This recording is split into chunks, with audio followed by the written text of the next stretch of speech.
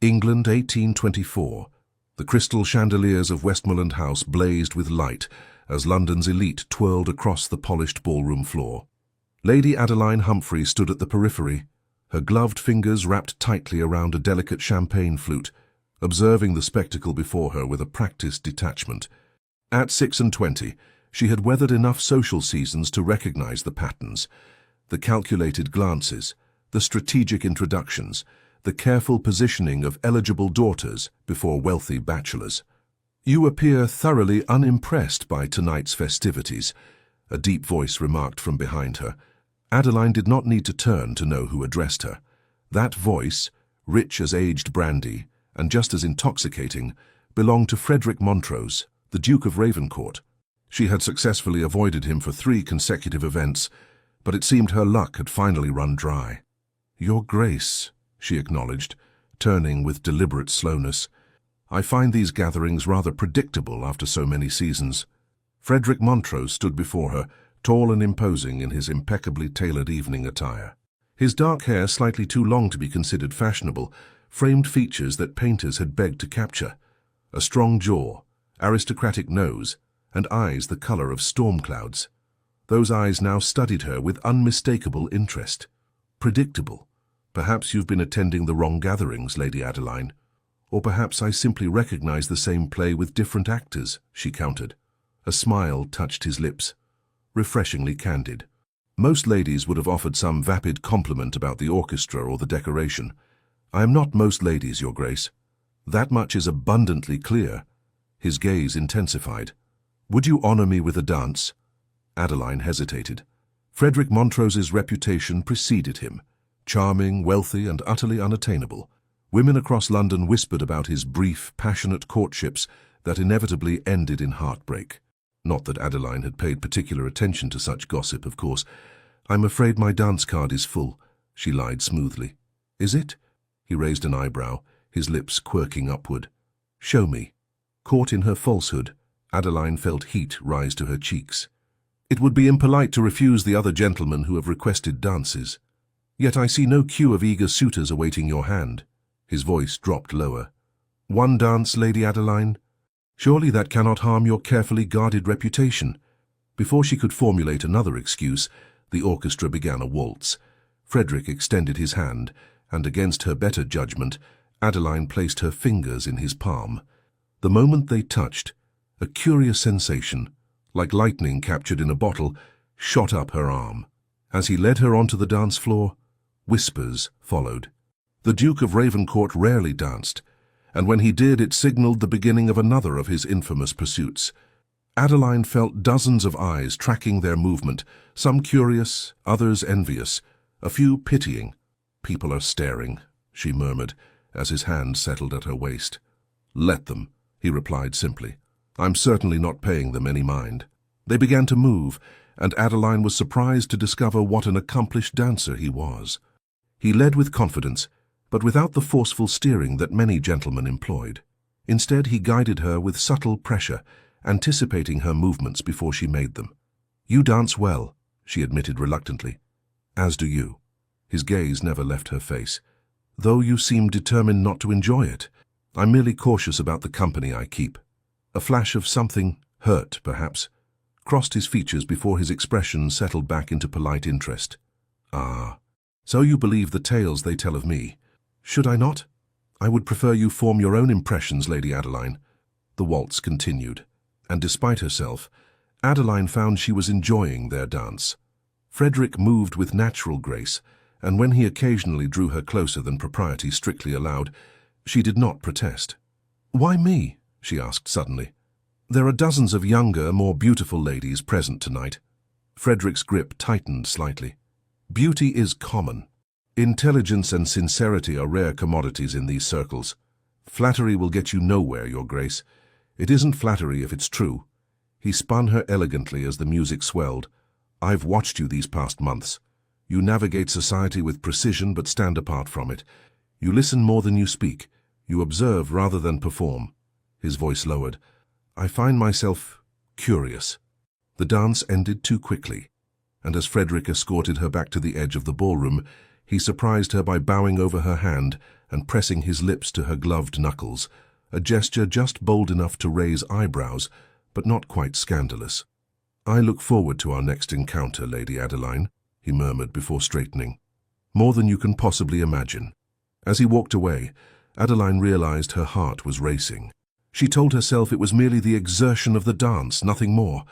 Yet she could not deny the lingering warmth where his hand had held hers, nor could she ignore the fact that, for the first time in years, a social engagement had left her feeling truly alive.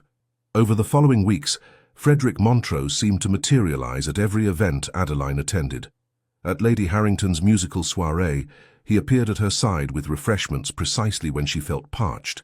During the Bennington garden party, he rescued her from a tedious conversation with an elderly viscount who had been expounding on the breeding habits of his prized hounds. At the theatre, she discovered he had somehow secured the box adjacent to hers. Each time their conversations grew longer, more intimate. She learned he had a passion for astronomy and had built an observatory at his country estate.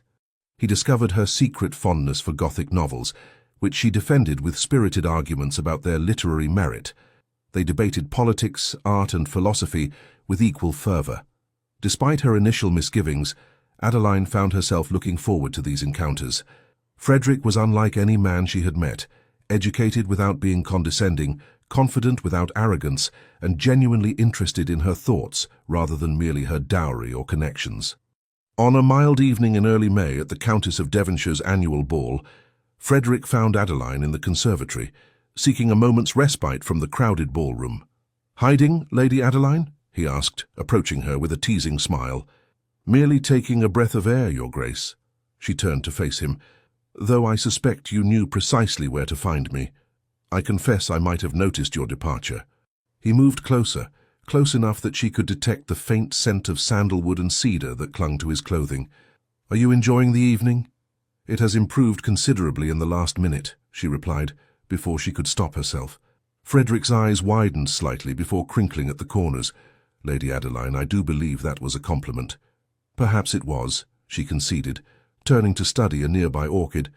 "In that case, I shall treasure it." He reached past her to touch a petal of the flower, his arm briefly brushing hers. "These rare blooms from foreign shores remind me of you." "Exotic and unusual," she quipped.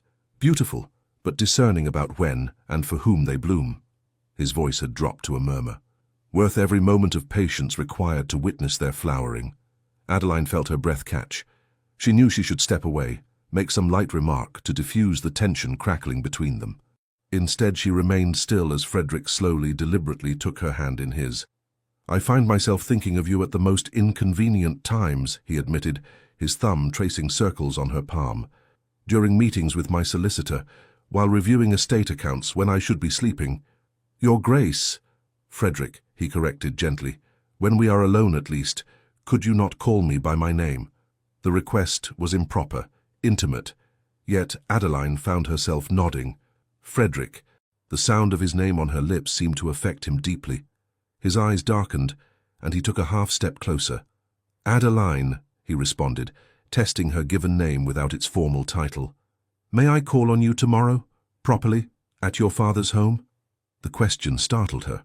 Calling formally would indicate serious intentions, courtship rather than flirtation. "You wish to court me?" "I wish to know you better," he replied carefully. "Away from the masks we all wear in society." Warning bells sounded in Adeline's mind. How many ladies had heard similar words from those same lips, only to be forgotten when a new fascination caught his attention? Yet the sincerity in his expression made her hesitate. "My father would expect certain assurances about your intentions," she warned, "and he shall have them." Frederick's expression grew serious. "I am not playing a game, Adeline." Before she could respond, the conservatory doors opened, admitting a group of laughing guests. The moment shattered, Frederick stepped back, though his eyes remained fixed on her face. "Tomorrow at 2 o'clock, he said quietly. "Unless you forbid it?"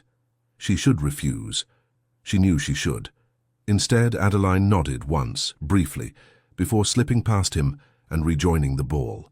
That night, as her lady's maid helped her prepare for bed, Adeline's thoughts remained fixed on the Duke of Ravencourt. on his remarkable eyes that seemed to see past her carefully constructed facade, on the warmth of his hand as it held hers, on the way her name sounded in his deep voice. With sudden clarity she recognized the precipice before her. She was falling in love with Frederick Montrose, precisely what she had sworn never to allow. Worse still, she suspected he was merely adding her to his collection of conquests, a new challenge to overcome before moving on to the next. She couldn't bear it. Wouldn't bear it. By the time dawn broke, Adeline had made her decision. She hastily penned a note to her father, explaining an urgent desire to visit her aunt in Derbyshire, packed a small valise, and departed before the household fully stirred. She would flee London. Flee temptation. Flee the inevitable heartbreak that awaited if she surrendered to Frederick Montrose's charm. As her carriage rattled over the cobblestones, taking her away from the city and the man who threatened her peace, Adeline told herself she was being sensible, practical, wise. She ignored the hollow feeling in her chest that whispered otherwise. The sky darkened ominously as Frederick Montrose approached the Humphrey residence the following afternoon. He had spent an unusually long time selecting his attire and instructing his valet on the precise arrangement of his cravat, details he typically attended to with casual indifference. Today, however, seemed to demand perfection. The butler who answered his knock regarded him with barely concealed suspicion. "I regret to inform you that Lady Adeline is not at home, Your Grace." Frederick frowned. "Not at home? I was expected." "I have received no such instructions, sir." The butler's expression remained impassive. "Lady Adeline departed for Derbyshire early this morning, most unexpected according to the household." A cold sensation settled in Frederick's stomach. "I see. Might I speak with the Earl?" "Lord Humphrey is attending Parliament today." Frederick nodded curtly and returned to his waiting carriage, his mind racing. The timing was too convenient to be coincidental. Adeline had fled from him, from whatever had sparked between them in the conservatory. "Return home," he instructed his driver, before settling back against the leather squabs. As his carriage navigated London's busy streets, Frederick struggled to understand his own reaction.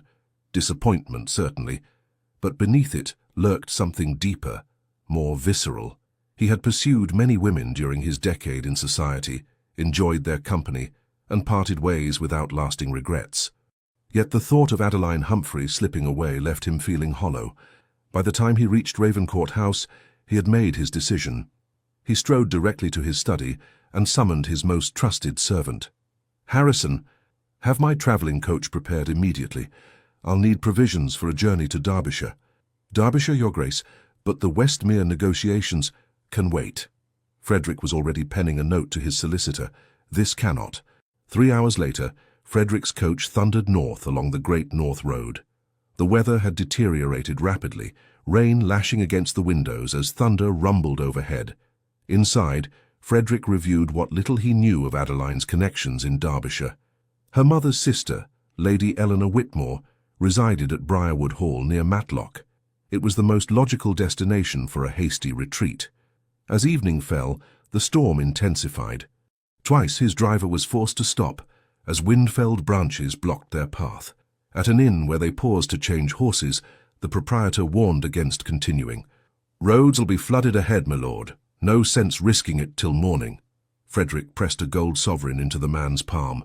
"I'll double your best team if they can get us to Matlock tonight." The innkeeper hesitated, then nodded. "On your head be it, Your Grace." Back in the coach as they lurched through the darkness, Frederick questioned his own sanity. He was the Duke of Ravenscourt, with responsibilities to an ancient title and vast estates. Yet here he was, chasing after a woman who had clearly chosen to avoid him, risking life and limb in a tempest that sensible travellers had sought shelter from. Why? What was it about Adeline Humphrey that compelled him so? It wasn't merely her beauty, though she possessed that in abundance. Honey-brown hair that caught the light, eyes that shifted between green and hazel depending on her mood, a smile that transformed her entire countenance when genuinely amused.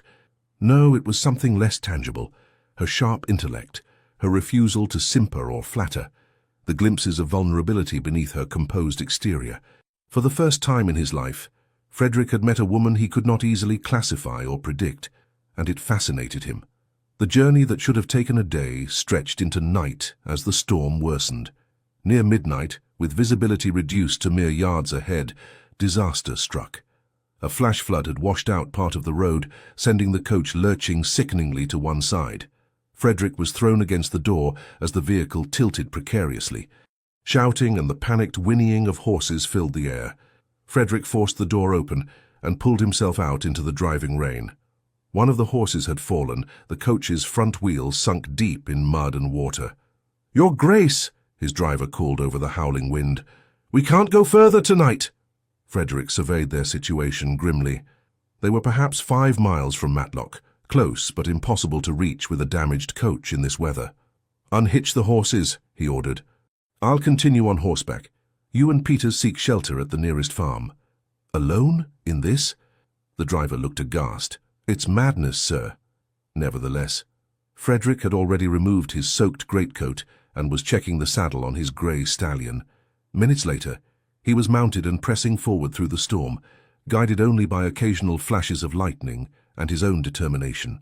The rain stung his face, and wind threatened to unseat him more than once.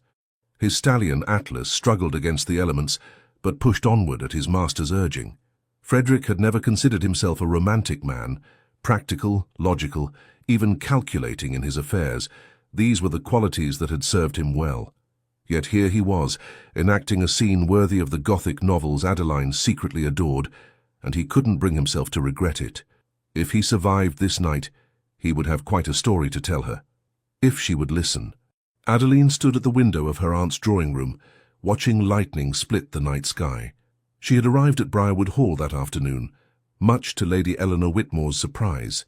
Her explanation, needing respite from London's social whirl, had been accepted with minimal questioning, though her aunt's shrewd gaze suggested she suspected there was more to the story. "You should try to sleep, my dear," Lady Eleanor said, entering the room with a candle.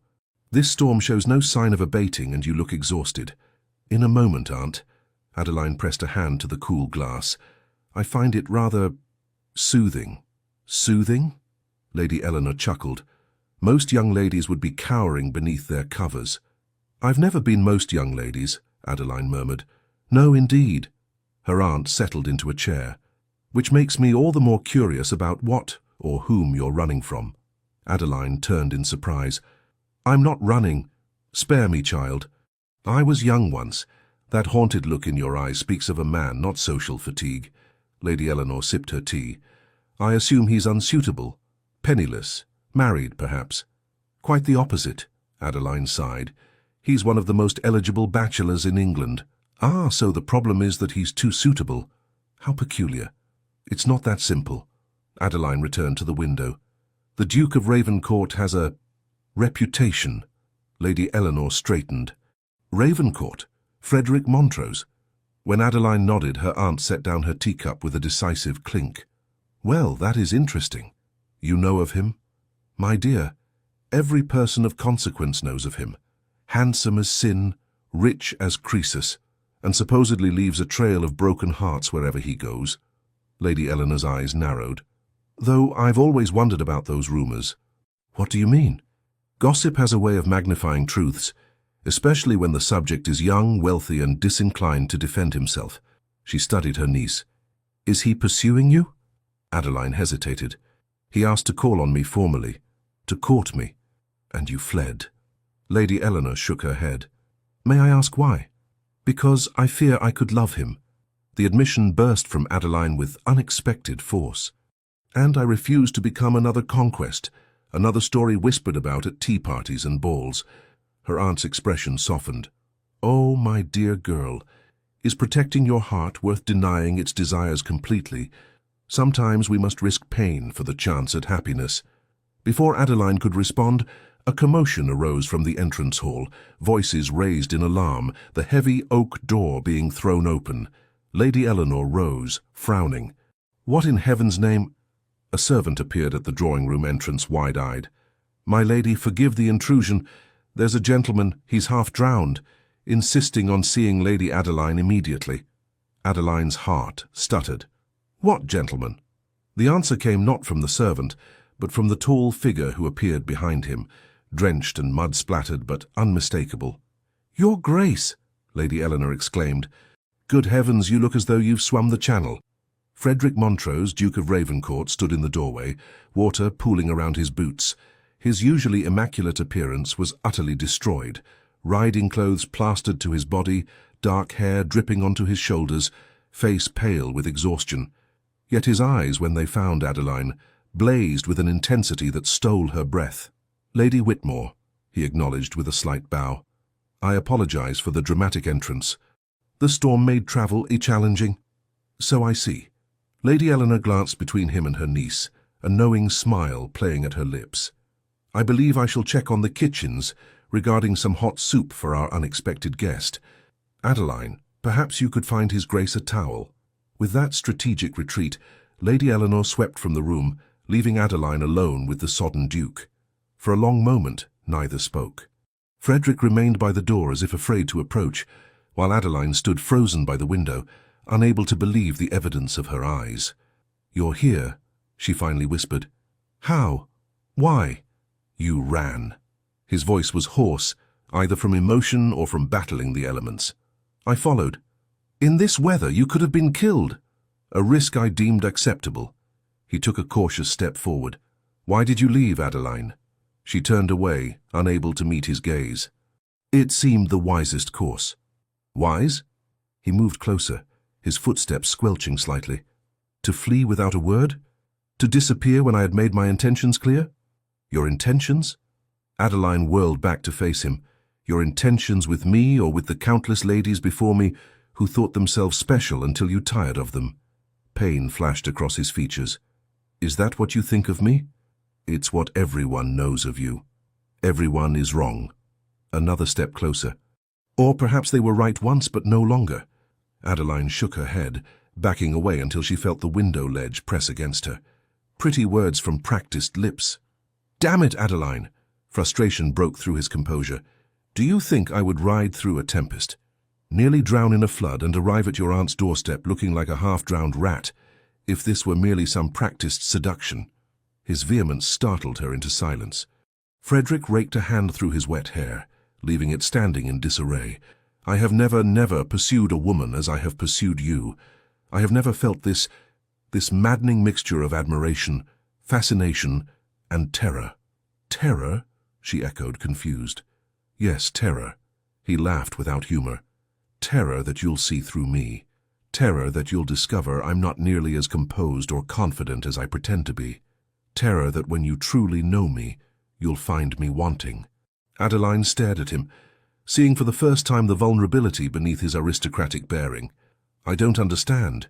"Neither do I," he admitted, his voice dropping. "I only know that when I learned you had gone, I couldn't bear it.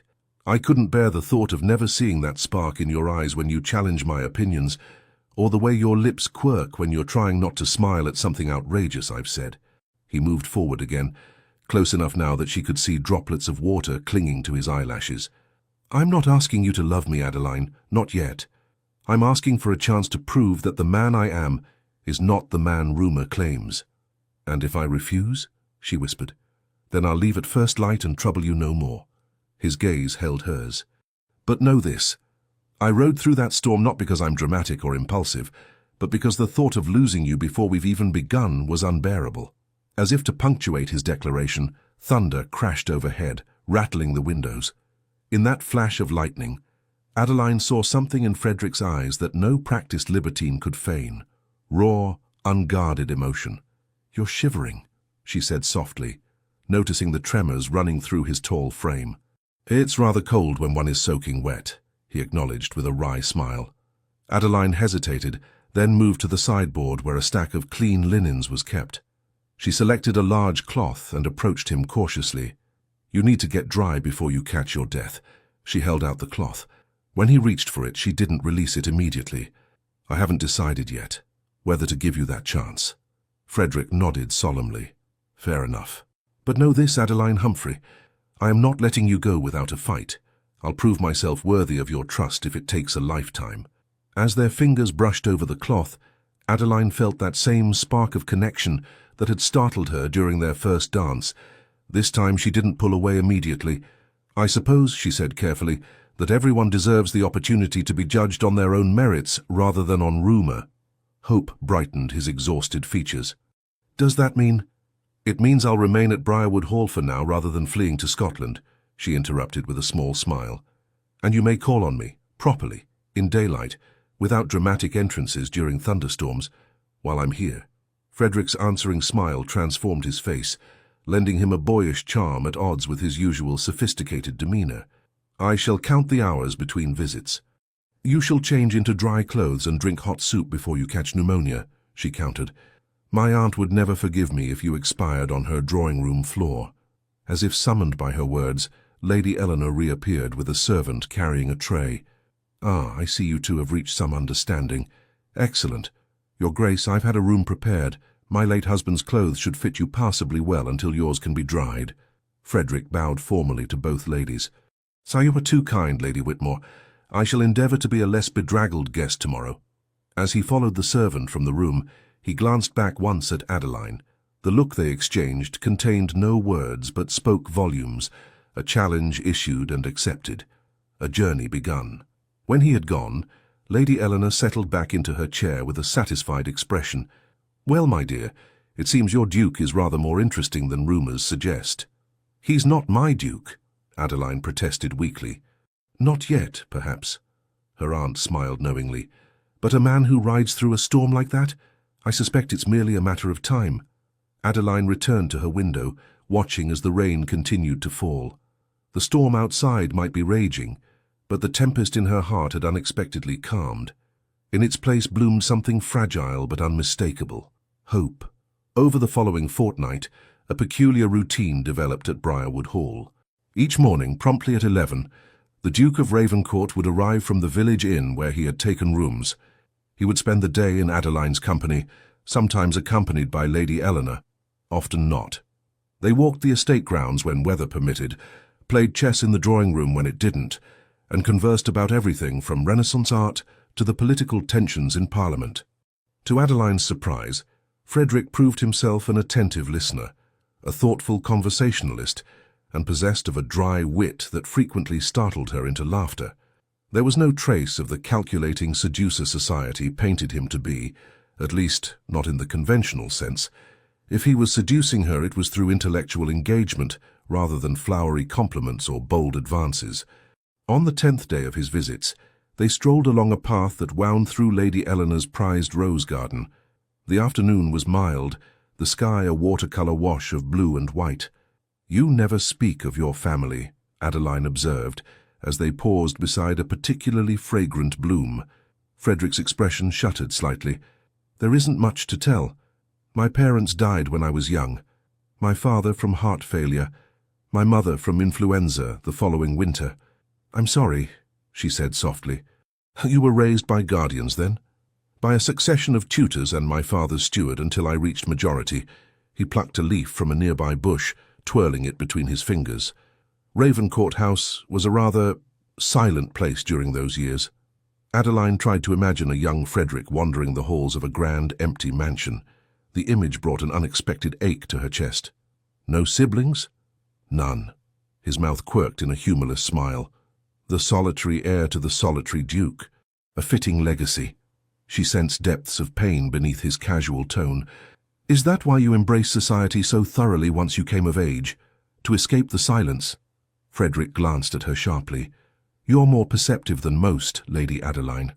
We agreed to dispense with formalities when alone, did we not? She reminded him gently. Indeed we did, Adeline. He offered his arm as they continued walking. And yes, I suppose that's part of it. London offered noise, distraction, endless entertainment, and a parade of admiring ladies, she couldn't help adding. Frederick sighed.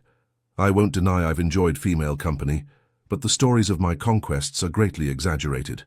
When she raised a skeptical eyebrow, he insisted, Truly, I've been linked to far more ladies than I've actually courted. And why is that, do you think? Because I never bothered to correct the assumptions. He shrugged. A certain reputation can be useful. It keeps expectations low, prevents entanglements. Until now, Adeline asked quietly. Frederick stopped walking, turning to face her fully. Until now, he agreed, his voice dropping to a near whisper. You're different, Adeline. You always have been. The intensity in his gaze made her heart flutter treacherously. How so? You see me? He reached out slowly, giving her time to withdraw, and tucked a stray lock of hair behind her ear. Not the title or the wealth or the rumors. Just me. Adeline stood perfectly still, caught between the desire to lean into his touch and the instinct to protect herself. I'm trying to, she admitted. His fingers lingered against her cheek. That's more than anyone else has done. The moment stretched between them, fraught with unspoken emotion. In the dappled sunlight, Frederick's eyes appeared almost silver, fixed on her with a vulnerability that belied his confident demeanor. Adeline realized with startling clarity that she was already falling in love with him, not the notorious Duke of Ravencourt, but the complex, intelligent man beneath the title. The spell was broken by the sound of approaching footsteps on the gravel path. Frederick stepped back, just as Lady Eleanor's housekeeper appeared around the bend. "Begging your pardon, milady, your grace," the woman curtsied. "A messenger has arrived from London with urgent correspondence for Lady Adeline." Puzzled, Adeline followed the housekeeper back to the house, Frederick at her side. In the entrance hall, a travel-worn courier waited with a leather dispatch case. "From your father, my lady," he explained, presenting her with a sealed letter. Adeline broke the seal and scanned the contents, her expression growing troubled. "Father has been taken ill," she explained to Frederick. "Nothing dire, but he requests my return to London immediately." "I understand." Frederick's face revealed nothing of his thoughts. "I shall escort you, of course." "There's no need," and she began. "There is every need," he interrupted firmly. "I would never allow you to travel unaccompanied." Lady Eleanor, who had joined them, nodded approvingly. "Quite right, your grace. I shall have Adeline's things packed at once. You can depart first thing tomorrow." As preparations whirled around her, Adeline found herself watching Frederick direct the servants regarding travel arrangements, his natural authority ensuring everything would proceed smoothly. The thought of returning to London, of facing society's scrutiny of their developing relationship, filled her with trepidation. Yet the prospect of journeying with him, of continuing whatever was blossoming between them, kindled an excitement she couldn't deny. The journey to London proved surprisingly pleasant. Frederick had arranged for his repaired travelling coach, which offered every comfort. Their conversation flowed easily, punctuated by comfortable silences as they watched the countryside roll past. At inns, where they stopped to change horses, Frederick was attentive but scrupulously proper, never giving the slightest cause for gossip. By the time they reached London, Adeline found herself reluctant for their journey to end. As the coach approached her father's townhouse in Grosvenor Square, Frederick reached across to take her hand. "May I call tomorrow to inquire after your father's health?" "I would like that," she replied, squeezing his fingers lightly. His smile warmed her more than the afternoon sun streaming through the coach windows. "Until tomorrow, then." As a footman helped her alight from the carriage, Adeline felt the weight of Frederick's gaze following her. She turned back once, offering a small wave before entering the house. The expression on his face, a mixture of tenderness and something deeper, more powerful, stayed with her as she was welcomed home by the household staff. To her relief, she found her father much improved. The Earl of Westbrook was sitting up in bed, colour returned to his cheeks, irritably instructing his valet on the proper arrangement of his correspondence. "Father," she hurried to embrace him. "Your letter had me so worried." "A mere inflammation of the lungs, my dear. Nothing to fret over." He patted her hand. "But I'm glad to have you home. London has been dreadfully dull without you." Adeline raised an eyebrow. "Dull enough that you summoned me back from Derbyshire." Her father had the grace to look slightly abashed. "Well, perhaps there were additional considerations. Lady Harrington's summer ball is in 3 days, and I had promised you would attend." "I see." Adeline tried to mask her disappointment. She had rushed back to London not for a health crisis, but for a social obligation. "Besides," the Earl continued, "I've received an interesting visit in your absence. The Duke of Ravencourt called to formally request permission to court you." He fixed her with a penetrating look, "a development you neglected to mention in your correspondence." Adeline felt heat rise to her cheeks. "It's relatively recent." Her father studied her. "You are aware of his reputation, I presume?" "I'm aware of what people say," she replied carefully. "I'm less certain how much of it is true." "Wise girl." The Earl nodded approvingly. "I've known Frederick since he was a boy. His father was a good friend, though a distant parent. The young Duke has had his indiscretions, certainly, but there's solid timber there. Surprised by his assessment, Adeline asked, "Then you don't object?" "I neither object nor approve just yet." He shuffled the papers on his lap. "I told His Grace he might call on you with proper chaperonage. The rest depends on how he conducts himself, and how you feel." Relief washed through her. "Thank you, Father. Now," he said, his tone becoming more brisk, "tell me about Briarwood. Is your aunt still terrorizing the local gentry with her radical opinions?" As Adeline settled into a chair beside his bed, recounting the highlights of her stay, omitting certain dramatic storm-drenched arrivals, she felt a curious sensation of having crossed some invisible threshold. Her flight to Derbyshire had been impulsive, driven by fear. Her return to London felt deliberate, purposeful, a choice to face whatever might come next. Lady Harrington's summer ball was the highlight of the late season, an event no one of consequence would miss. The ballroom of Harrington House blazed with hundreds of candles, the orchestra played a spirited quadrille, and London's elite circulated in their finest attire. Adeline stood with her father near one of the tall windows, acknowledging greetings from acquaintances while scanning the crowd for one particular face. Frederick had called daily since their return, but always during proper visiting hours, always with her father or a companion present. Their interactions had been pleasant, but necessarily restrained. Tonight would be their first opportunity for something approaching privacy amid the crowd. "He'll be here," her father murmured, noticing her distraction. "I'm sure I don't know whom you mean," she replied primly. The Earl chuckled. "Of course not. Just as I'm sure you haven't glanced at the entrance every 30 seconds for the past half-hour." Before Adeline could formulate a suitably indignant response, a ripple of interest passed through the crowd. She turned to see Frederick Montrose entering the ballroom, resplendent in formal evening attire, his dark hair gleaming in the candlelight. Several young ladies immediately gravitated toward him, offering smiles and batting eyelashes. Frederick acknowledged them politely, but continued scanning the room until his gaze locked with Adeline's. The smile that transformed his features then was so genuinely delighted, so lacking in artifice, that Adeline couldn't help but respond in kind. He made his way to her side with single-minded determination, bowing to the Earl before turning to her. "Lady Adeline, you look radiant tonight." She wore a gown of deep emerald silk that complemented her colouring perfectly. "Thank you, Your Grace, I'm pleased you could attend. Wild horses couldn't have kept me away." He glanced at her father. "Lord Westbrook, you're looking much recovered." "Indeed." The Earl nodded. "Well enough to stand guard, as you see." Frederick's lips twitched with suppressed amusement. "I would expect nothing less, sir." He turned back to Adeline. "Might I hope for a dance later this evening?" "You may claim the next waltz if you wish," she replied, surprising herself with her boldness. "With your father's permission?" Frederick looked to the Earl, who nodded his assent. "Mind you keep a proper distance, Ravencourt," he warned, though his tone was more indulgent than stern. As Frederick moved away to greet other guests until their dance, Adeline noticed the curious glances directed their way. News of the Duke of Ravencourt's interest in the Earl of Westbrook's daughter had clearly circulated through society.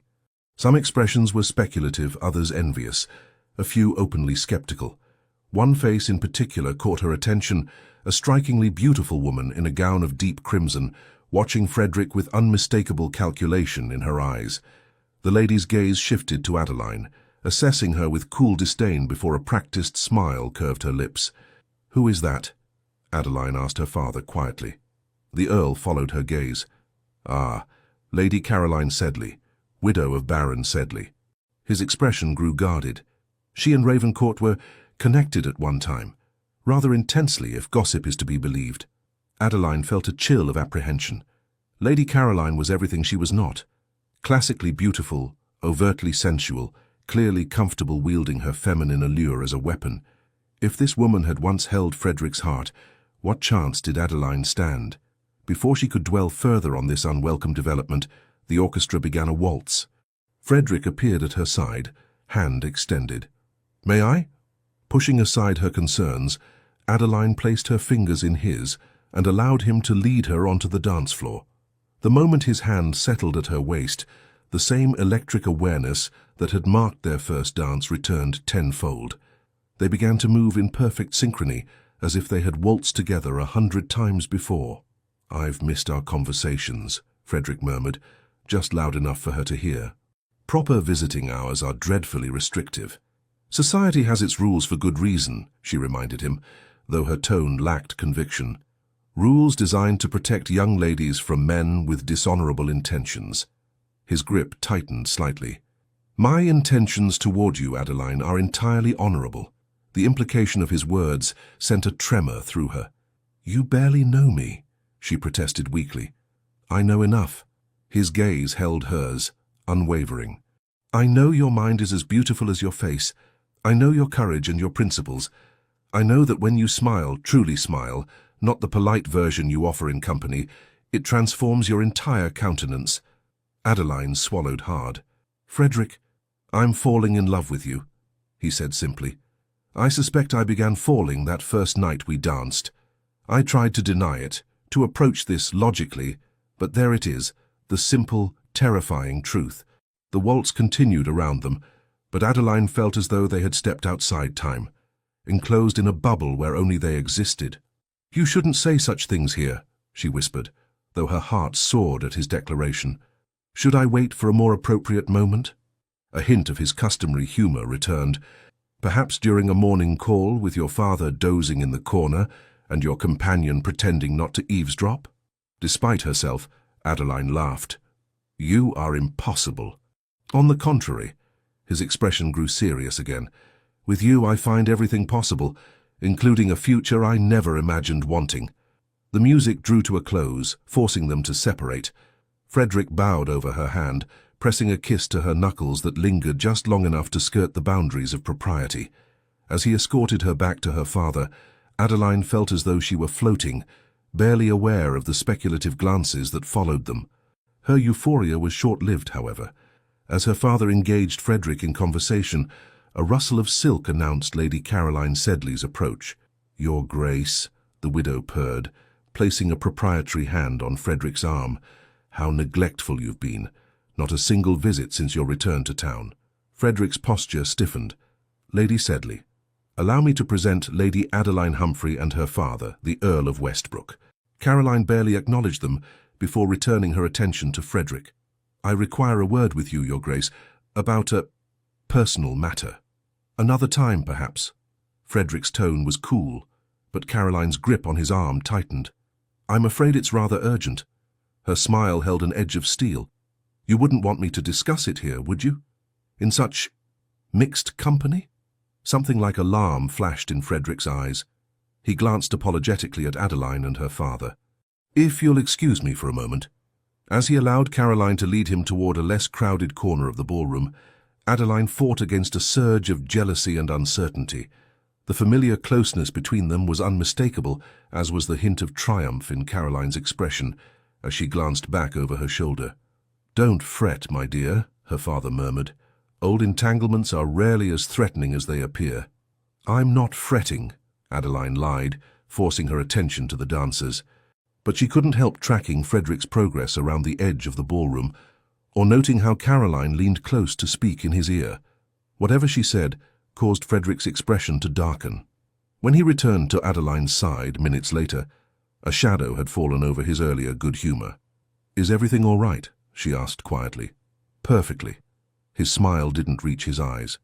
"An old acquaintance making inconsequential demands on my time. Nothing worth discussing." But Adeline wasn't convinced. Throughout the remainder of the evening, she caught Frederick watching Lady Caroline with an unreadable expression. The widow, for her part, made a show of circulating among the guests, her laughter slightly too loud, her gestures calculated to display her considerable physical attributes to best advantage. As the ball drew to a close, Frederick escorted Adeline and her father to their carriage. When the Earl stepped ahead to speak with their driver, Frederick took Adeline's hand. "Don't let Caroline's theatrics trouble you," he said softly. "She belongs to a past I have no desire to revisit." "You owe me no explanations," Adeline replied, striving for a lightness she didn't feel. "Perhaps not." His thumb traced circles on her palm. "But I want you to understand that whatever existed between us ended long ago. She means nothing to me now." The vehemence in his tone was reassuring. Yet Adeline couldn't shake the impression that there was more to the story than he was sharing. Before she could press further, her father returned, and the moment for confidences passed. Frederick handed her into the carriage with exquisite courtesy. "Until tomorrow," he promised. "I shall call in the afternoon." As their carriage pulled away, Adeline glanced back to see Frederick still standing where they'd left him, a solitary figure framed by the lights of Harrington House. The image stayed with her long after she returned home. The man who claimed to be falling in love with her, yet whose past clearly held secrets she had yet to uncover. Frederick did not call the following afternoon as promised, nor did he send a note explaining his absence. Adeline tried to quell her disappointment, reminding herself that a duke had many responsibilities that might demand his immediate attention. Yet when a second day passed without word, she began to worry. Had Lady Caroline's mysterious urgent matter somehow interfered with whatever was growing between them? Had Frederick reconsidered his declaration in the cold light of day? On the third afternoon, as Adeline sat in the drawing-room attempting to focus on her embroidery, the butler appeared with an envelope on a silver tray. "From His Grace the Duke of Ravencourt, my lady." Trying to disguise her eagerness, Adeline took the letter and broke the seal. Inside was a brief note in Frederick's bold handwriting. "My dearest Adeline, forgive my unconscionable silence these past days. Urgent business required my immediate attention at Ravencourt Hall in Surrey. I write now from the road, returning to London with all haste. There are matters we must discuss, explanations I owe you. If agreeable, I shall call tomorrow at 2 o'clock. Until then, I remain entirely yours." Frederick. Adeline read the note 3 times, searching for clues between the carefully penned lines. The formal tone was unlike the Frederick she had come to know, and the vague reference to "matters we must discuss" left her uneasy. Still, the signature, "entirely yours," offered reassurance that his feelings remained unchanged. When Frederick's carriage arrived the following afternoon, Adeline was waiting in the drawing-room, a novel open but unread in her lap. The butler announced him, and Frederick entered, bowing formally to her father, who sat by the window, before turning to her. Adeline was shocked by his appearance. Though immaculately dressed as always, Frederick looked as though he hadn't slept in days. Dark shadows underscored his eyes, and tension lined his mouth. When he took her hand and raised it to his lips, she felt a slight tremor in his fingers. "Lady Adeline, Lord Westbrook, thank you for receiving me." "Your note suggested urgency," her father observed. "Is everything well?" Frederick hesitated. "I find myself in need of a private conversation with Lady Adeline. With your permission, sir." The Earl studied him for a long moment. "The garden, perhaps? Within sight of the house, but beyond earshot of curious servants." "Thank you." Frederick inclined his head gratefully. Minutes later, Adeline found herself walking beside Frederick along a gravel path that wound through her father's carefully tended garden. The Earl had positioned himself strategically at a window overlooking their route, present but not intrusive. Frederick remained silent until they reached a small stone bench partially screened by ornamental shrubs. "Will you sit with me?" Adeline complied, arranging her skirts while her heart pounded uncomfortably against her ribs. "You're frightening me, Frederick. What's happened?" He ran a hand through his hair, a nervous gesture she had never seen him make before. "I owe you an explanation about Lady Caroline." "Oh." Adeline wasn't sure whether to be relieved or more concerned. "Your former connection." "My former mistake," he corrected grimly. "Caroline and I were involved briefly about 3 years ago. She was newly widowed. I was—" He broke off, shaking his head. "There are no excuses. I behaved badly. These things happen," Adeline said carefully. "The past is the past. If only it would remain there." Frederick's jaw tightened. "At the ball, Caroline informed me that she's with child. My child, she claims." The words struck Adeline like a physical blow. "I see," she managed, though her mind reeled with implications. "No, you don't." Frederick reached for her hands, clutching them almost desperately. "The timing is impossible. I haven't been intimate with Caroline in over 2 years." Hope and doubt warred within Adeline. Then why would she claim money, leverage, revenge? His expression hardened. "Caroline discovered that my interest in you is serious. She's threatened to create a public scandal unless I provide financial compensation." "Blackmail," Adeline whispered. "Precisely." Frederick's grip on her hands tightened. "I've spent the past 3 days at Ravencourt Hall, consulting old correspondence, speaking with servants who might verify my whereabouts during the relevant period. I can prove the impossibility of her claim. Relief washed through Adeline, followed immediately by concern. But if she's desperate enough to attempt such a scheme, she won't stop easily, Frederick acknowledged, which is why I had to tell you. Whatever happens next, I needed you to know the truth. Adeline studied his face, the strain evident in every line, the fear lurking behind his eyes. Fear not for himself, she realized, but for what this might mean for them. I believe you, she said simply. His expression cleared, hope replacing anxiety. You do? Yes, she squeezed his hands. Though I admit I'm curious why you're so certain the child cannot be yours, even after 2 years. Frederick's cheeks colored slightly, a surprising display of embarrassment from a man usually so composed. Because for the past 18 months, Caroline has been abroad, in Italy, then Vienna. She returned to London only a fortnight ago. Understanding dawned, and she could not be 6 months along as she claims. Precisely, Frederick exhaled heavily. But proving this publicly would be complicated, and regardless, the gossip would be damaging. He looked away. Damaging to anyone associated with me. Adeline heard the unspoken implication. He was offering her an escape, a chance to distance herself from the coming scandal. What will you do? She asked instead. Confront her with the evidence I've gathered. Offer a modest settlement to avoid public ugliness, not because her claim has merit, but because prolonging this serves no one. His expression turned grim. And make it absolutely clear that any attempt to malign your reputation will be met with the full force of my influence and resources. Warmth bloomed in Adeline's chest at his protective instinct.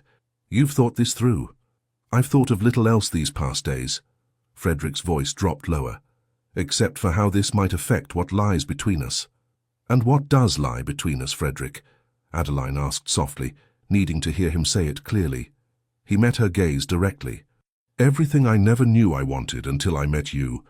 A chance at happiness, a future built on mutual respect, and, if I am fortunate beyond deserving, love. He hesitated, then added quietly, unless this changes your feelings. Adeline considered her response carefully. The situation was certainly not what she had envisioned when allowing Frederick to court her. There would be challenges, possibly scandal, definitely gossip. The prudent course would be to step back, to protect herself from the coming storm. Yet looking at Frederick, proud, vulnerable, honest, she found she couldn't bear the thought of losing him, not when she was beginning to understand the depth of her own feelings. My feelings are unchanged, she said firmly, though I appreciate your honesty in sharing this with me. Relief washed over his features. I promise you, Adeline, this will be resolved. I won't allow Caroline or anyone else to come between us. We'll face it together, she decided, surprising herself with her certainty. Whatever comes. Frederick's expression softened with something that looked remarkably like adoration. Together, he repeated, as if testing the word. I like the sound of that. They sat in companionable silence for a moment, hands still joined, the garden quiet around them, save for birdsong and the distant sounds of London beyond the walls. Adeline felt a curious peace settle over her. The path ahead might not be smooth, but for the first time she was certain it was the path she wanted to walk, with Frederick beside her. I should return you to your father before he decides I've compromised your virtue, Frederick said eventually, though he made no move to release her hands. A few more minutes won't signify, she replied, reluctant to break the moment. Frederick smiled, a genuine smile that reached his eyes and eased the tension from his face. A few more minutes, he agreed, though I could happily sit here with you until sunset. Adeline returned his smile, aware that something fundamental had shifted between them. They had faced their first true challenge and emerged stronger. Whatever Lady Caroline might attempt next, Adeline was confident they would weather it, together. The scandal, when it broke, was both worse and better than Adeline had anticipated. Lady Caroline, finding her blackmail attempt thwarted by Frederick's evidence, chose the nuclear option. She announced her condition at Countess Spencer's musicale, loudly lamenting that the Duke of Ravencourt had abandoned her in her hour of need. By the following morning, all of London was buzzing with the tale. Frederick's name was on every gossip's lips, his character dissected in drawing rooms across Mayfair. Some defended him, pointing to Caroline's questionable reputation and convenient timing. Others were all too eager to believe the worst of a man with Frederick's history. Adeline learned of the incident not from Frederick himself but from her lady's maid, who reported it with wide-eyed excitement while arranging her hair for the day. "They say Lady Sedley fainted dead away after her announcement, your ladyship. Had to be carried from the room by Lord Hartington himself, and now everyone's wondering what his grace will do." "Thank you, Ellis. That will be all," Adeline said firmly, dismissing the maid once her toilette was complete. Alone, she pressed trembling fingers to her temples. She had known this was coming, had steeled herself for it. Still, the reality was daunting. She could only imagine what Frederick must be facing. When her father entered the breakfast room, his grave expression confirmed her fears. "I assume you've heard," he said without preamble. Adeline nodded, pushing her untouched toast aside. "From Ellis. Is it as bad as she suggests?" "Worse, perhaps." The Earl sighed heavily. "Lady Caroline has played her hand well. Whether her claim has merit matters less than the damage already done."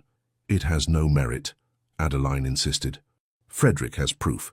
Proof that may convince reasonable minds but will do little to quiet wagging tongues."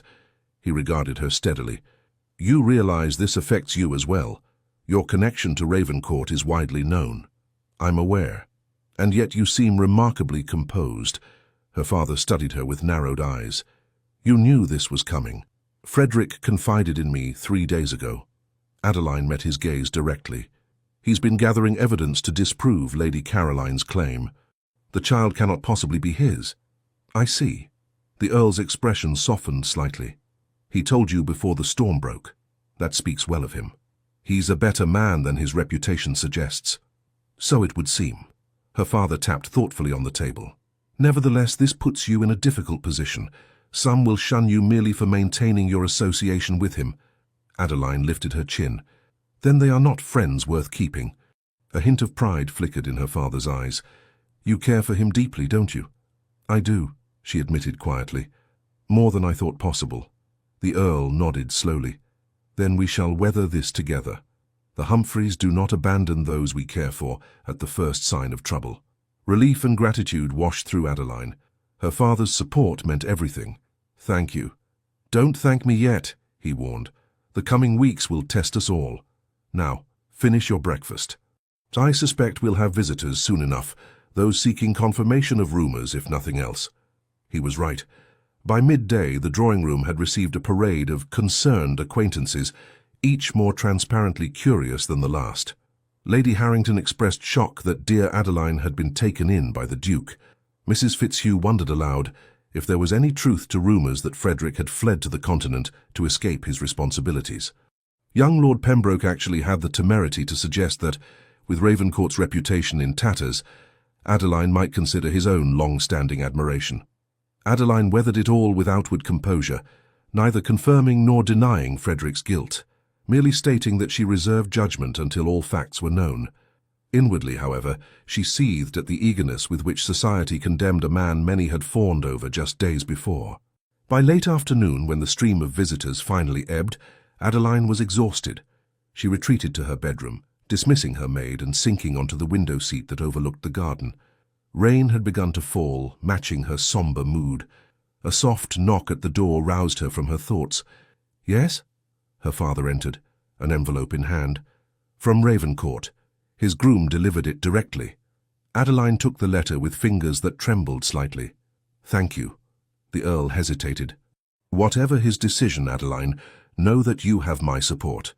When he had gone, she broke the seal and unfolded the single sheet of paper. "My dearest Adeline, by now you will have heard of Caroline's public accusation. I would have come to you immediately, but I feared my presence would only further damage your reputation. I have consulted my solicitors. We are preparing to present irrefutable evidence of Caroline's falsehood, including sworn statements from her own servants, confirming her travels abroad during the relevant period. The matter will be resolved, though not without temporary unpleasantness. What I cannot bear is the thought that you might suffer for your association with me. Society is cruel, particularly to ladies of unblemished reputation who dare to stand by those under scrutiny. I would understand completely if you wished to distance yourself from me until this storm passes. Yet I must be honest. The thought of losing you, even temporarily, fills me with despair. These past weeks have shown me what my life could be with you in it. I find I cannot return to the emptiness that preceded you. I will call tomorrow at noon. If you receive me, I shall know there is still hope. If not, I shall respect your decision, though it would break what remains of my heart. Yours always, Frederick. Adeline pressed the letter to her chest, emotions warring within her.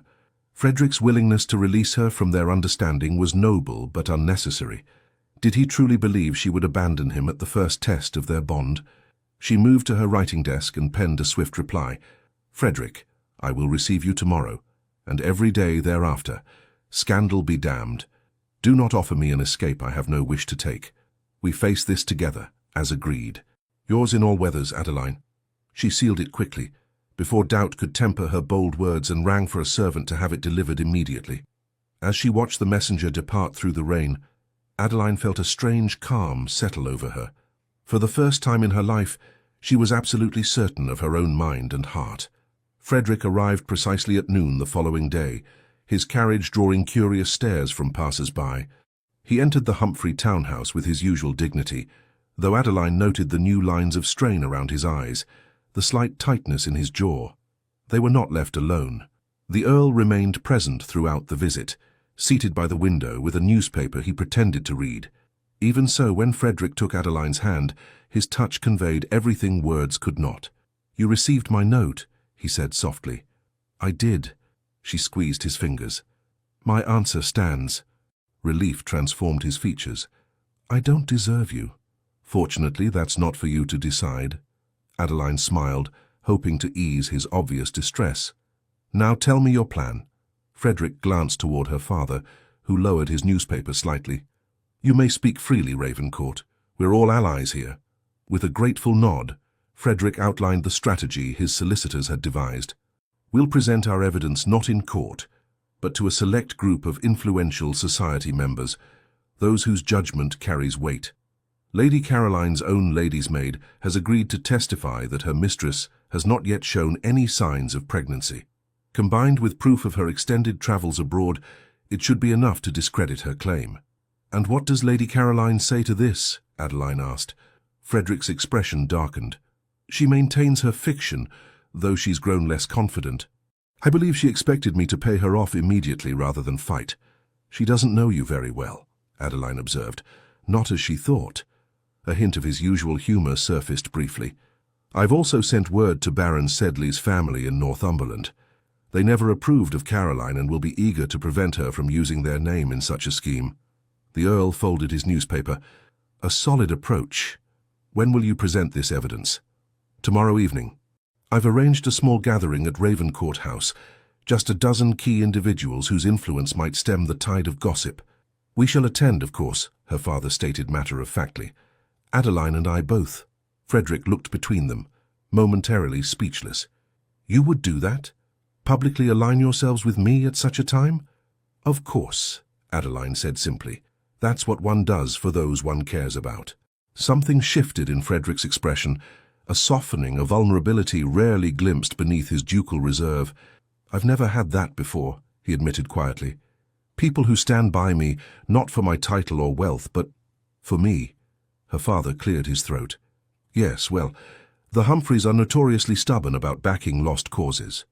His tone was gruff, but his eyes held surprising warmth. "Though in this case I don't believe the cause is lost at all." The remainder of Frederick's visit was brief but significant. When he rose to leave, he bowed over Adeline's hand with a reverence that spoke volumes. "Until tomorrow." "Until tomorrow," she echoed, wishing they could have even a moment of true privacy. As if reading her thoughts, her father suddenly became absorbed in retrieving something from a distant bookshelf, his back turned deliberately toward them. Frederick seized the opportunity to lean closer. "I love you," he whispered, the words meant for her alone. "Whatever happens next, know that." Before Adeline could respond, he had straightened and was bidding her father a proper farewell.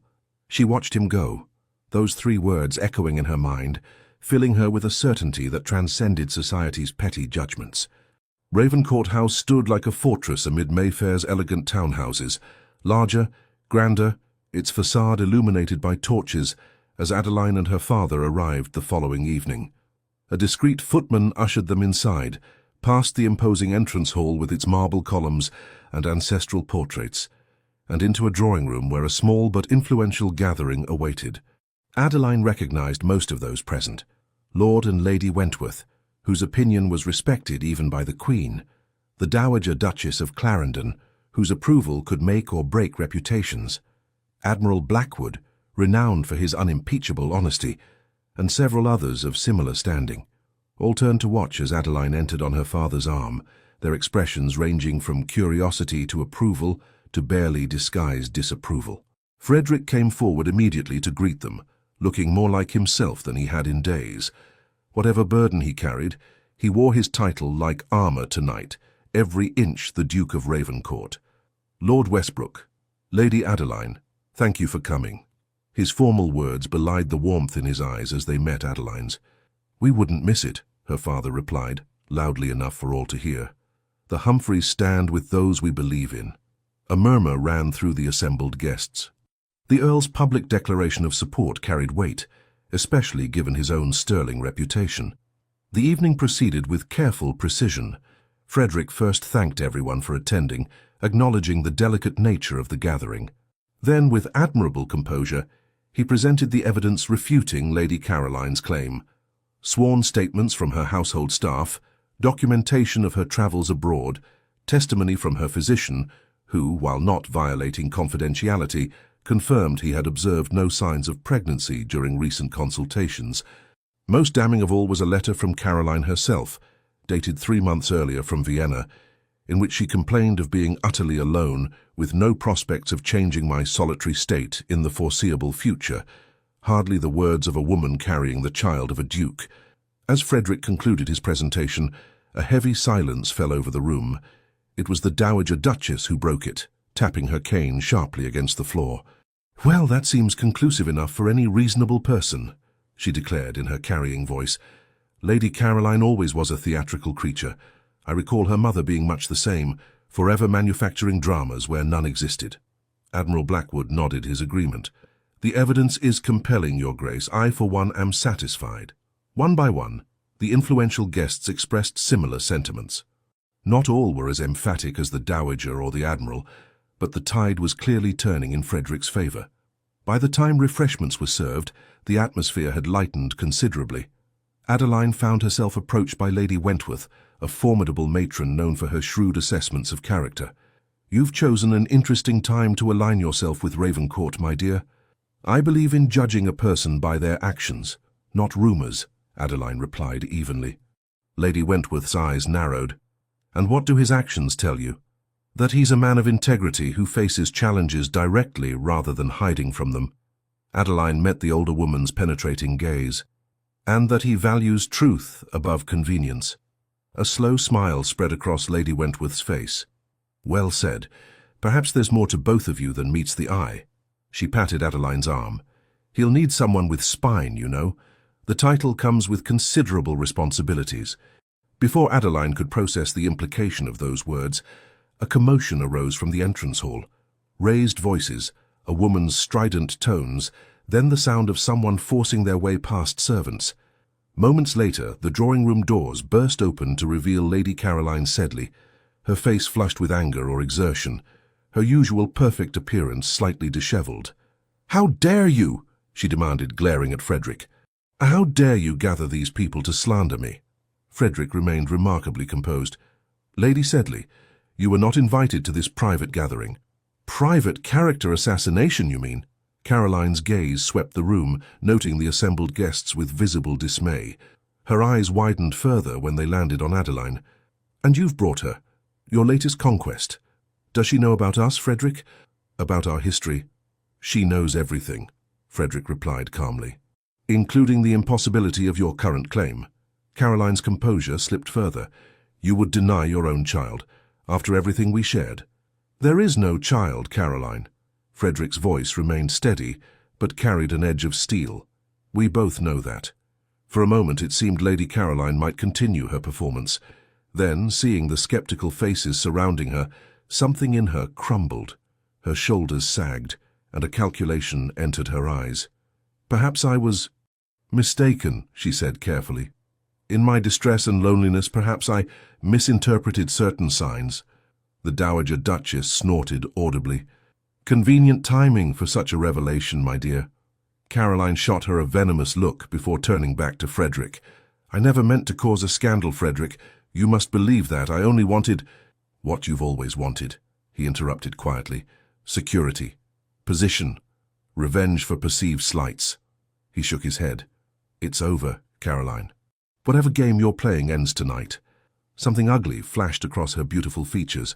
"You'll regret this," she hissed, dropping all pretense. "Both of you." Her gaze shifted to Adeline, hatred clear in her eyes. "Enjoy him while you can, Lady Adeline. He tires of his playthings eventually, always." "That's quite enough." The Earl of Westbrook stepped forward, his expression thunderous. "You forget yourself, madam." 2 footmen appeared at the doorway, summoned by Frederick's discreet signal.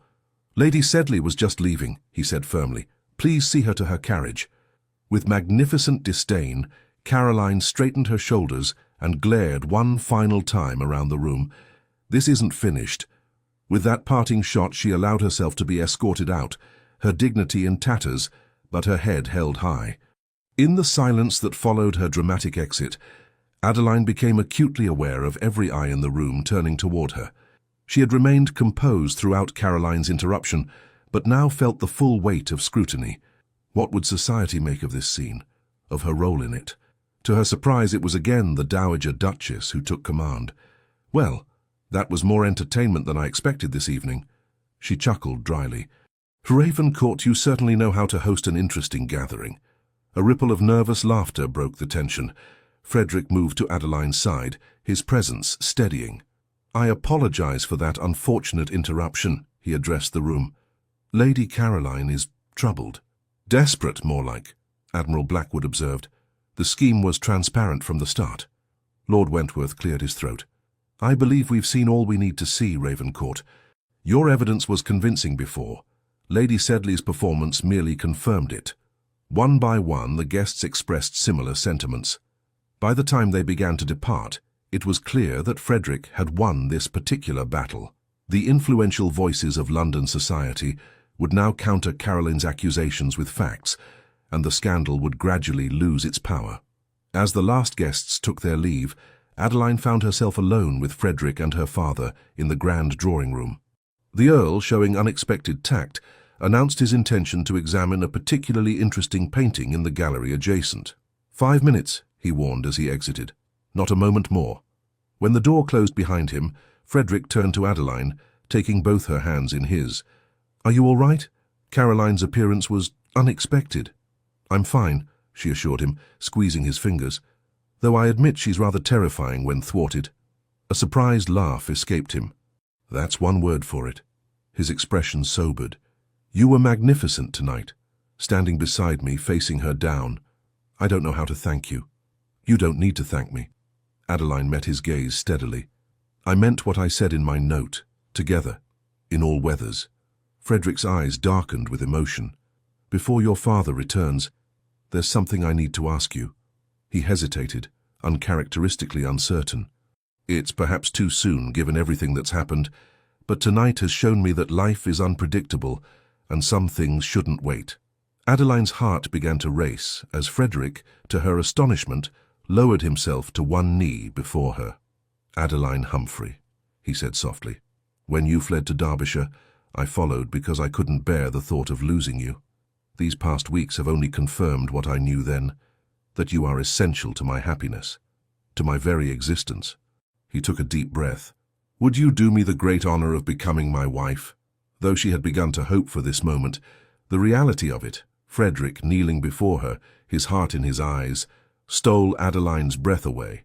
For a woman who had once sworn never to risk her heart, the journey to this moment seemed both impossible and inevitable. "Yes," she whispered. Then more strongly, "Yes, Frederick, I will marry you." Joy transformed his features. He rose swiftly, pulling her into his arms with a lack of restraint entirely at odds with his usual careful propriety. "You've made me the happiest of men," he murmured against her hair. "And I am the happiest of women," she replied, allowing herself to lean into his embrace. "Though perhaps we should compose ourselves before my father returns." Frederick chuckled, reluctantly releasing her except for her hands, which he kept clasped in his. "I should speak to him immediately. Request his blessing formally." "I suspect he already knows what you intend." Adeline smiled. "He wouldn't have left us alone otherwise." As if on cue, the drawing-room door opened, and the Earl reappeared. One glance at their linked hands and radiant expressions told him everything. "I see congratulations are in order," he observed dryly. "Assuming you've actually asked for my daughter's hand, Ravencourt, and not merely informed her of your intentions." Frederick straightened. "Lord Westbrook, I would be honored to request your blessing on our marriage. I love your daughter deeply, and will spend my life ensuring her happiness." The Earl studied them both for a long moment before nodding. "You have it. Though I warn you, Ravencourt, Adeline has never been an easy child. I doubt she'll be an easy wife." "I would have her no other way," Frederick replied with absolute sincerity. As they departed Ravencourt House that evening, Adeline knew that gossip would continue to swirl for a time. The announcement of their engagement would create a fresh wave of speculation, particularly given the recent scandal. Yet, for the first time in her life, she found she didn't care what society thought. She had found something infinitely more valuable than reputation. She had found love, with a man who had proven himself worthy of her trust. Epilogue, 3 years later. Afternoon sunlight streamed through the tall windows of the nursery at Ravencourt Hall, bathing the room in golden warmth.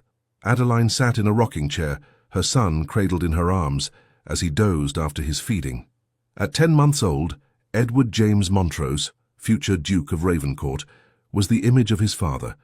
The same dark hair, the same imperious expression when displeased, the same devastating smile when charmed. The door opened quietly, and Frederick entered, fresh from a ride around the estate. His face lit up at the sight of his wife and son, a transformation that still made Adeline's heart flutter after 3 years of marriage. "How are my favorite people in all of England?" he asked softly, crossing to kiss first his son's downy head, then his wife's upturned lips. "Sleepy but content," Adeline replied, smiling up at him. "How was your ride?" "Productive. The new tenant at Brookfield Farm has excellent ideas for improving the drainage in the lower fields." Frederick settled into a chair beside them, reaching out to stroke his son's cheek with one finger. "Has he been good today?" "Perfect, as always." Adeline adjusted the sleeping baby. "Though I suspect he's saving his energy for tonight when we have company." Frederick groaned good-naturedly. "I still don't understand why we agreed to host your father and aunt for a full week. Because they adore their grandson and grandnephew, and because we owe them for standing by us when the rest of society wavered." She gave him a pointed look. "And because I said so." "Ah, yes, that most compelling of reasons." Frederick's eyes crinkled with amusement. "How could I forget the clause in our marriage vows, and the Duchess shall always have the final word? A wise addition." Adeline smiled. "One that has served us well, I think." Frederick's expression softened as he gazed at her. "Everything about our marriage has served me well, better than I deserve." "Nonsense." Adeline reached out to take his hand. "You deserve every happiness, Frederick, as do I."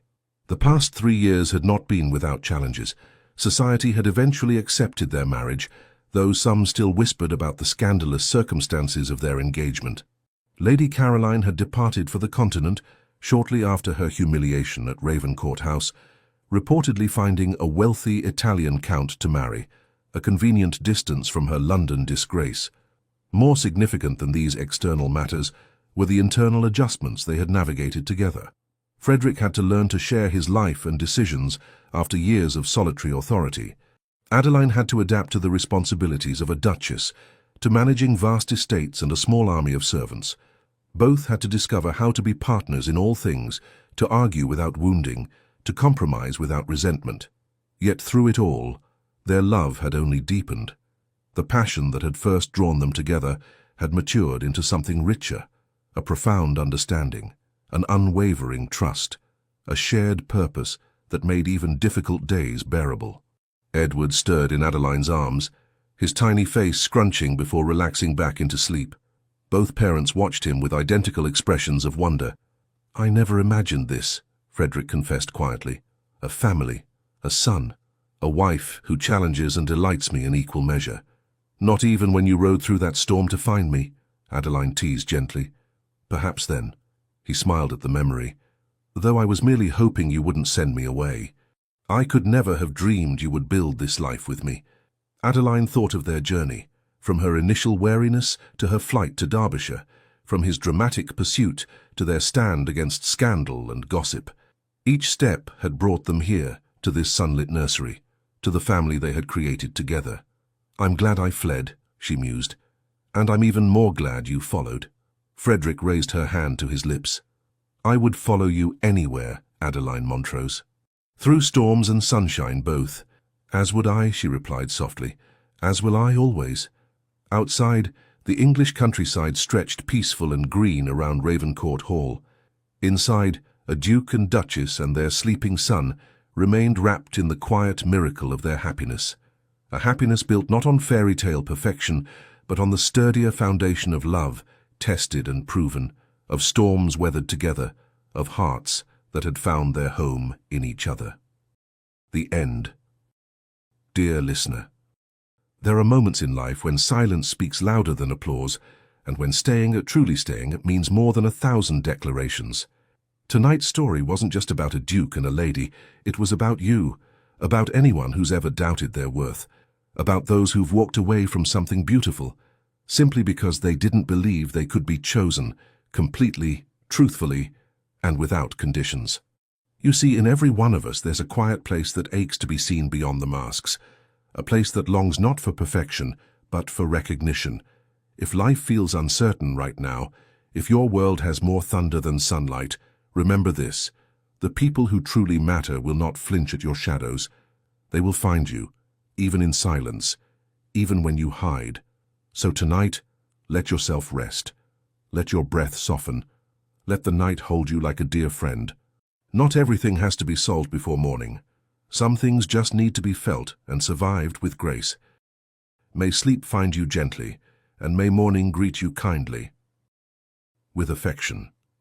Legends of the Fall Team. Thank you so much for staying with us until the very end. We hope this story brought comfort to your heart and reminded you that love, when real, never asks you to shrink. It invites you to bloom. Please consider subscribing to our channel, leaving a comment, liking this video, and sharing it with someone you care about. From the bottom of our hearts, your support helps us feel seen and encourages us to keep telling more stories filled with love, redemption, and life-changing twists. At the end of this video, another unforgettable story will appear. Click and be surprised by yet another emotional journey from our channel. Thank you for being here. Legends of the Fall Team.